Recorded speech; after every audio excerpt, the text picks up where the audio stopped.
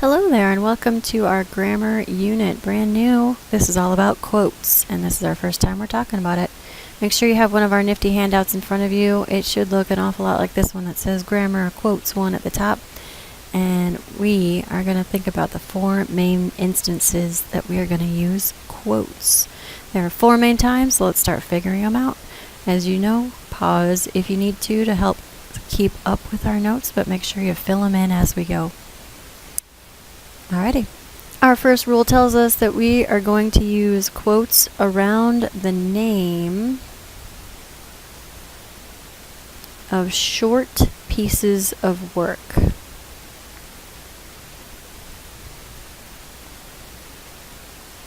Now, when we talk about work, we're talking about all kinds of pieces of work. Things of writing, things that we see, things that we hear, and there are short ones that we're going to use quotes around. The longer ones we tend to use italics. Now those are the slanted kind of writing. LICS. So these things usually get italics around them. But quotes will go around things like short story titles. So when you wrote that first essay, all of our short story titles received quotes around the outside of them. Now think about the longer piece. Instead of short stories, something longer would be like a novel or a book. Those titles for books or novels would go in italics, but the short ones, short stories, go in quotation marks. Article titles also go in quotation marks. Now article titles are usually put together in something we call a magazine or a website.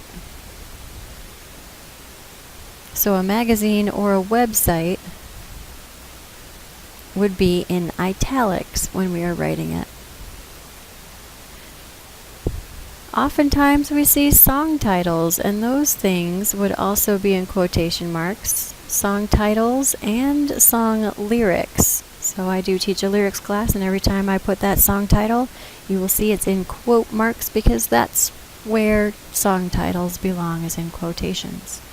The album title or the band name would not be in quote marks. In fact, the album title would get these italics. The band name just shows up like normal.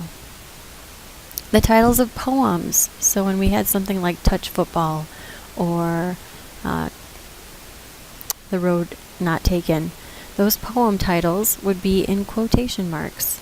However, the whole entire book of poetry would go in italics. It would be up here with the titles of books or novels. Skits or chapters of a movie would also be in quotation marks. So we would put quotes around the name of a chapter or a book, a short piece.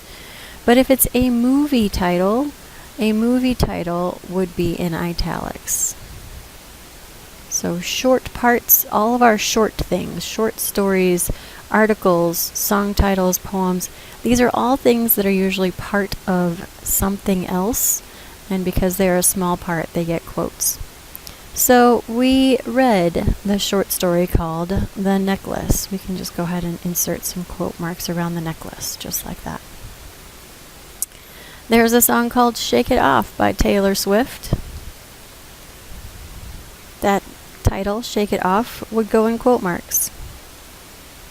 Touch Football, another poem that we read, would go in quotation marks. And if there was an article printed in a newspaper, a magazine, we would put quotes around the name of that article, Ebola Crisis Declining. Now, special little note here that there is no space between the opening quote and the first word, and no space between the last letter and the closing quotes. There is no space between these things. No spaces. So add that little extra mark there that we're not going to use spaces when we open quotes on the inside here. So they're going to go right next to the words that we are quoting. Alright, let's move right along. Other than short pieces of work, we also use quotes before and after using direct words from another source.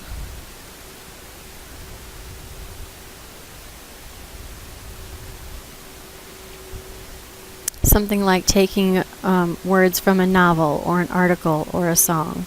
So every time we use the exact words that another author wrote, we need to put that in quotes to signal that someone else wrote it and we are quoting it. So in Life as We Knew It, one of the novels that you might be reading for your literature circle, the first line is, quote, "Lisa is pregnant," period, quote. Someone else wrote it, and I want to give them the credit for that. So if the Beatles sing a song that says there will be an answer, let it be, I would need to put quotes around that to show that someone else wrote that song, not me. So I would put quotes at the start, there will be an answer, let it be, and I would put quotes around the end. Mothers are all slightly insane, writes Salinger, our good buddy J.D. Salinger, one of my favorite writers of all time. Because he wrote this part, I need to make sure that it's in quotes, so I give him the credit where credit is due. And my last quote from an article or a newspaper would be something like, quote, "68% of students will have a job that doesn't exist today," close quote.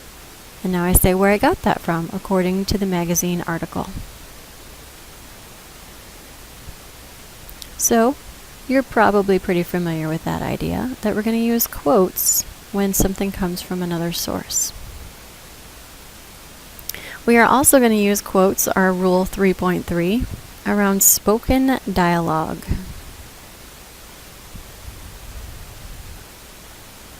This is conversation. This is anything that is said in a story. We're going to need this because we are coming up on a narrative, and our narrative writing is going to use some dialogue in it. So we'll need to practice using some quotes around spoken dialogue. Something like, "I am king of the world," Jack shouted. "No, you aren't," replied his mother. "Now eat your peas." And we see that we can put those words that tell us who said it, either at the end of the quote or, like this one, smack dab in the middle, or we could even put them at the beginning. So we have to always find where that quote is happening, where the dialogue is. "How nice to meet you," Jeremy said to the lady. And it seems like something that Jeremy is saying, so I would just say, "How nice to meet you," in quotes, and note that that's what Jeremy said. Abby said, and there's my signal that here's what she says, it's in quotes, "It always smells so nice in here."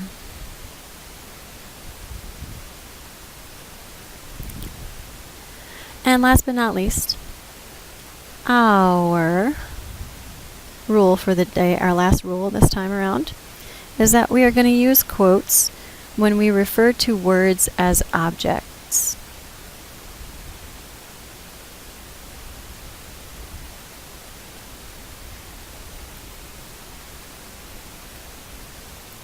So when a specific word is the topic that our sentence is about, we would need to put that in quotes. Like, I think the word ginormous has been added to the dictionary.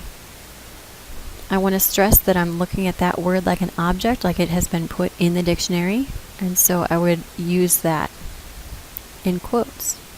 My mom called my room a, quote, "dump site." So it's what she said, it's what she called something, she's referring to it. So I want to use her words, so that's what I would go with. So my nickname growing up was Q. I want to put that in quotes because I want to say, hey, that was my nickname, that's an object. It's what I was called as a kid, and that's true. My first name's Susan, so people called me Susie Q, and then they just called me Q. And that was that. And I also have one last little note for you that says Brandon thinks Cold War refers to the temperature. And since I want to stress that that term is what he's talking about, that the term Cold War, like an object, right, that thing, Cold War, refers to temperature, I would put that in quotation marks like that. Alrighty. It is now your time to practice with this, so please flip over to the back side, rewrite these whole sentences and determine where you would put the quotation marks. Do your best to try to add some commas and periods and other items like that that might also be punctuation. We will check your ideas tomorrow, but please do your very best. Or actually, it might be up in the solution station up on our front bulletin board. You might be able to check there for answers as well. Good luck, friends. Talk to you later.